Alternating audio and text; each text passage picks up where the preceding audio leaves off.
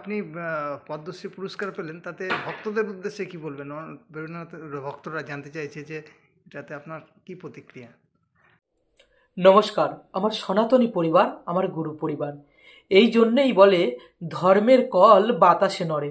আজ থেকে ৩-৪ দিন আগে এক বর্বর আমাদের প্রদীপ্তানন্দজি মহারাজকে জঙ্গি বলে আখ্যা দিয়েছিলেন। কিন্তু দেখুন, আজ প্রজাতন্ত্র দিবসের প্রাক্কালে মহামান্য ভারত সরকার সেই মানুষটিকে কিন্তু পদ্মশ্রীভূষণে পুরস্কৃত করছেন। আপনারা কি মনে করছেন এমনি? এমনি নয়। তার জীবনের কর্মধারা, তার জীবনের ত্যাগ যদি আপনারা দেখেন, আপনারা কিন্তু অবাক হয়ে যাবেন।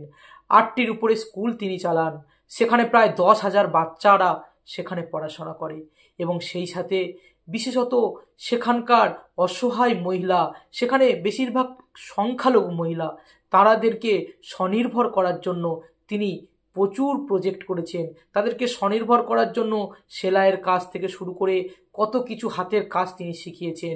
সেই সাথে টর্নেডোর সময় প্রায় দীর্ঘ ৩ মাস যাবৎ ১০,০০০ মানুষের দুবেলা খাবার ব্যবস্থা তিনি করেছেন। ভিক্ষা করে, দাঁড়ে দাঁড়ে ভিক্ষা করে তিনি একটি বড় হাসপাতাল গড়ে তুলেছেন মুর্শিদাবাদের বেলডাঙায়। এছাড়াও তিনি যদি মনে করতেন, তিনি তো গুরু, তিনি যদি মনে করতেন অনেক কিছু করতে পারতেন তেনার জন্য, কিন্তু তিনি সর্বত্যাগী সন্ন্যাসী, নিজের শ্রাদ্ধ করে সন্ন্যাস নিয়েছেন। তাই তিনি কিন্তু কোনোদিন নিজের কথা ভাবেননি, সর্বক্ষণ সমাজের কাজ করেছে। আজকে যোগ্য ব্যক্তির যে যোগ্য পুরস্কার তিনি পেয়েছেন, সেই জন্য আমরা খুবই গর্বিত, এবং মহামান্য ভারত সরকারকে আমরা অসংখ্য অসংখ্য ধন্যবাদ জানাই যে যোগ্য ব্যক্তিকে যোগ্য পুরস্কার দেওয়ার জন্য। বিভিন্ন রাজনৈতিক দল তাকে কুৎসা রটানোর জন্য অনেক চেষ্টা করেছে, কিন্তু তিনি প্রদীপ্তানন্দ, প্রদীপের তিনি আলো, তিনি উজ্জ্বল নক্ষত্র। যতই তার মধ্যে কালিমা ছেটানো হোক না কেন, সেই কালিমা কোনোদিন তার গায়ে স্পর্শ করতে পারে না। তার সেই উজ্জ্বল দীপ্ত রূপের কাছে সবকিছু ম্লান হয়ে যায়। চলুন তার মুখ থেকে শুনে নিই, এই যে পুরস্কার তিনি পাচ্ছেন, সেটি পেয়ে তিনি কি বলছেন। তিনি পদ্মশ্রী পুরস্কার পেলেন, তাতে ভক্তদের উদ্দেশ্যে কি বলবেন? বিভিন্ন ভক্তরা জানতে চাইছে যে এটাতে আপনার কি প্রতিক্রিয়া? ভারত সেবাশ্রম সংঘের যারা আশ্রিত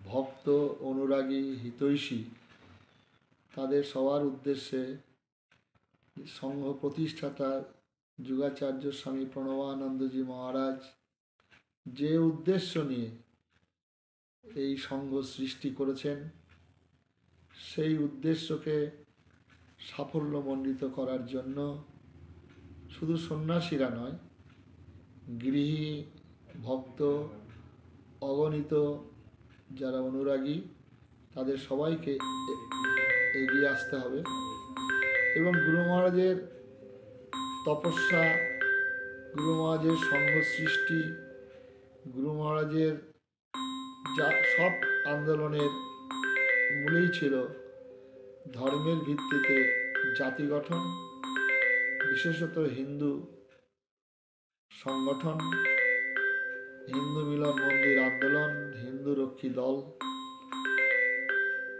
সেই সংগঠনের আন্দোলনের সঙ্গে যুক্ত হওয়ার জন্য আমি আবেদন করছি। ভারত সরকার যে পদ্মশ্রী আমাকে দিয়েছেন, সেটা আমাকে নয়, এটা সংঘের এই বিরাট যে সেবা কাজকে, সেবা ধর্মকে স্বীকৃতি দিয়েছেন। সেই সঙ্গে সঙ্গে আমার দায়িত্ব আরো অনেক বাড়িয়ে দিয়েছেন ভারত সরকার। আমি যাতে জীবনের শেষ ক্ষণ পর্যন্ত, শেষ দিন পর্যন্ত এই সংঘের কাজের সঙ্গে যুক্ত, সাধারণ মানুষের সঙ্গে আমার মান অভিমান ত্যাগ করে আমি যাতে সাধারণ মানুষের সঙ্গে থাকতে পারি, তাদের সুখে দুঃখে, আমার সমাজের আপদে বিপদে তাদের পাশে দাঁড়াতে পারি, সেই প্রার্থনা করব আজকে সংঘ প্রতিষ্ঠাতা যুগাচার্য স্বামী প্রণবানন্দজি মহারাজের রাতুল চরণে। আমার যা কিছু মান অভিমান সম্মান প্রতিষ্ঠা সব কিছুই ঠাকুরের চরণে আমি নিবেদন করলাম। তিনি একজন সংযমী মহাপুরুষ, তার মধ্যে দেখুন তার কত বাক সংযম। এই পুরস্কার পেয়েও তিনি কিন্তু তার কর্তব্য থেকে অবিচল হয়নি, তিনি সংকল্পে দৃঢ়। তিনি শ্রীমৎ স্বামী প্রণবানন্দজি মহারাজ যুগাচার্য শিবকল্প অবতারের ভক্ত। তিনি তার দেখানো পথে সমাজকে গড়ার জন্য, সনাতন ধর্মকে একত্রিত করার জন্য আজ এই 70 বছর বয়সে কোথায় কাকদ্বীপ থেকে কোচবিহার, রায়দিঘি থেকে মুর্শিদাবাদ, বিভিন্ন জায়গায় তিনি দিনের পর দিন ছুটে চলেছেন। তার কর্মধারা দেখলে আপনারা অবাক হয়ে যাবেন।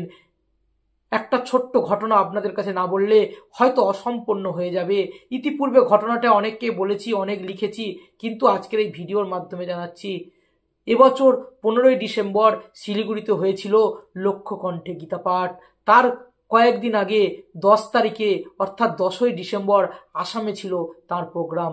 তিনি আসাম থেকে 11-12 তারিখ নাগাদ ফেরেন এবং সেখান থেকে অক্লান্ত পরিশ্রম করে এই লক্ষ্যকণ্ঠে গীতাপাঠ অনুষ্ঠানটিকে সাকসেস করার চেষ্টা করেন এবং সেই দিন বিকেল 5টায় অর্থাৎ 15ই ডিসেম্বর বিকেল 5টায় প্রোগ্রাম শেষ করার পরে ওই মানুষটা তার আগে 2 রাত ঘুমাননি। সেই দিনে গাড়ি নিয়ে বেরিয়ে পড়েন মুর্শিদাবাদ এবং মুর্শিদাবাদে রাত 1টার সময় ফেরেন।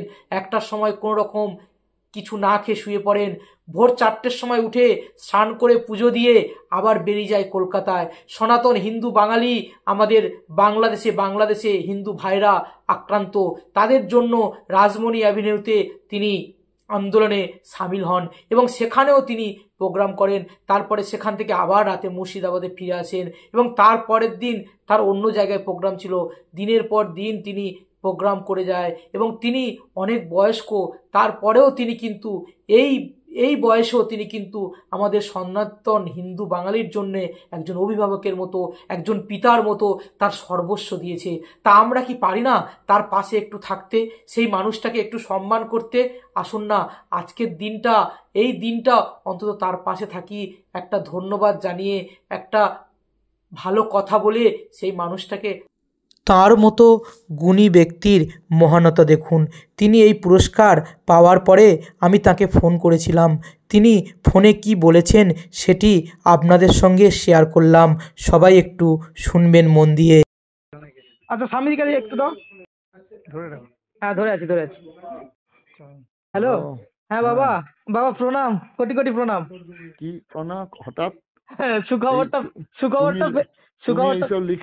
তুমি এইসব লিখে আমাকে বিপদেই ফেলেছো। তোমার ওই যে লেখা ওইটা দেখেই সব হয়েছে। যাই হোক বাবা, আপনাকে কোটি কোটি প্রণাম। বাবা 4 তারিখে দেখা হচ্ছে, তার আগে দেখা হচ্ছে না, আমি কর্মসূত্রে ব্যস্ত আছি। ঠিক আছে, বেশ ঠিক আছে বাবা, প্রণাম, কোটি কোটি প্রণাম সবার তরফ। একটা প্রণাম জানাই, নমস্কার, সবাই ভালো থাকবেন। জয় গুরু মহারাজ, গুরু কৃপায় কে বলাম।